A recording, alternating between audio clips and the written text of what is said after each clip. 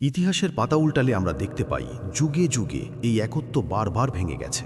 আর সেই ভাঙনের পেছনে শুধু সাধারণ মানুষের দুর্বলতা নয়, বরং দরবার ঘেঁষা আলিমদের ভূমিকা, ক্ষমতার রাজনীতি এবং মতপার্থক্যকে অস্ত্র হিসাবে ব্যবহারের এক নির্মম ইতিহাস লুকিয়ে আছে। এই ডকুমেন্টারি সেই ইতিহাসেরই অনুসন্ধান। প্রথম অধ্যায়, খিলাফত থেকে দরবারের উত্থান। রাসূলে করিম ও খোলাফায়ে রাশেদিনের যুগে আলিম মানেই ছিলেন সত্যের পক্ষে অবিচল, শাসকের সামনে ন্যায়ের কণ্ঠস্বর, উম্মার ঐক্যের প্রতীক। কিন্তু সময়ের সঙ্গে সঙ্গে যখন রাজতন্ত্র ও দরবার কেন্দ্রিক শাসন ব্যবস্থা গড়ে উঠল, তখনই শুরু হলো আলিমদের দুই ভাগে বিভক্ত হওয়া: হকপন্থী আলিম, দরবারপন্থী আলিম। দরবার বুঝে গেল উম্মাকে এক রাখতে দিলে শাসন কঠিন, আর আলিমদের বিভক্ত রাখতে পারলে শাসন সহজ। দ্বিতীয় অধ্যায়, মতপার্থক্য, ইলম না রাজনীতির হাতিয়ার।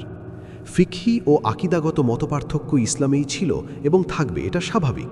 কিন্তু সমস্যা শুরু হয় যখন সামান্য ইখতিলাফকে শত্রুতা বানানো হয়, ভিন্ন মতকে বিদাত, গোমরাহি বা কাফেরির তকমা দেওয়া হয়, দরবারের পছন্দের মতকে সরকারি ইসলাম বানানো হয়। অনেক দরবারপন্থী আলিম তখন বলেছিলেন, এই মতই একমাত্র সহি, বাকিগুলো বিভ্রান্ত। এর ফলাফল কি হলো? আলাদা আলাদা মাযহাব, দল ও গোষ্ঠী, পরস্পরের বিরুদ্ধে মিম্বার থেকে মিম্বার। ইসলামী ঐক্যের বদলে ইসলামী জোট ভেঙে টুকরো টুকরো উম্মা। তৃতীয় অধ্যায়, দরবারের আলিম, ক্ষমতার ফতোয়া। ইতিহাস সাক্ষী, অনেক শাসক নিজের অন্যায়কে বৈধ করার জন্য আলিম ব্যবহার করেছে। জুলমকে রাষ্ট্রের স্বার্থ বলা হয়েছে, অন্যায় করকে ফিতনা দমন বলা হয়েছে, সত্য বলাকে রাষ্ট্রদ্রোহ বানানো হয়েছে।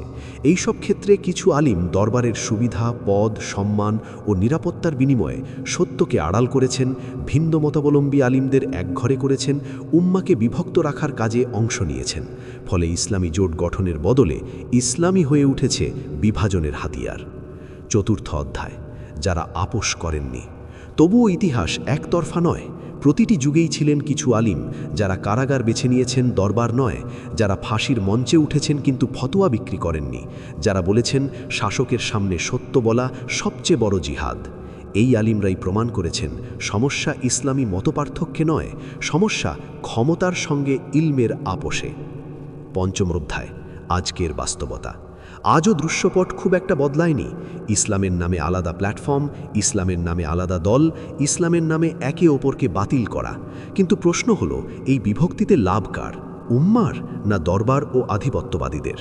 যখন আলিমরা এক টেবিলে বসে উম্মার স্বার্থে কথা বলার বদলে নিজ নিজ গোষ্ঠীর স্বার্থে কথা বলেন, তখন ইসলামী জোট কাগজে কলমেই থেকে যায়। উপসংহার, ঐক্যের পথে ফেরার ডাক। এই ডকুমেন্টারি কোনো আলিম বা মাযহাবের বিরুদ্ধে নয়, এটি একটি আত্মসমালোচনার আহ্বান।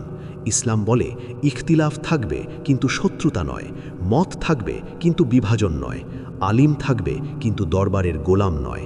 যেদিন আলিমরা আবার দরবারের ওপরে সত্যকে রাখবেন, দলীয় পরিচয়ের ওপরে উম্মাকে রাখবেন, সেদিনই ইসলামী জোট কেবল স্লোগান নয়, বাস্তবতায় ফিরে আসবে। আজ এ পর্যন্তই। কথা হবে আবার পরের কোনো টপিক নিয়ে, ইনশাআল্লাহ।